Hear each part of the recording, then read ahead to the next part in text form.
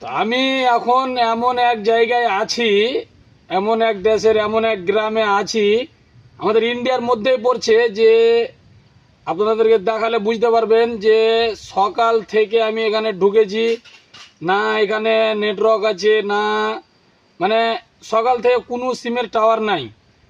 এমনকি বলতে পারেন যে এখানে টাওয়ার নাই, হসপিটাল নাই, একটা মেডিকেল নাই, ওষুধের দোকান নাই, স্কুল নাই, কোনো গভর্নমেন্ট স্কুল নাই, এরকম একটা দেশ, যেটা আপনার আসাম রাজ্যের মধ্যে পড়ছে।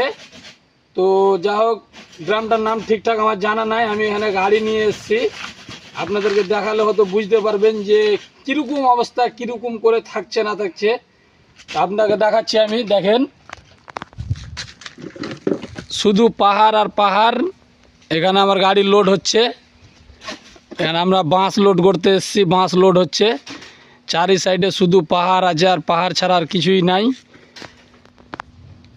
এখানে একটা দোকান আছে শুধু, আর কিছুই নাই।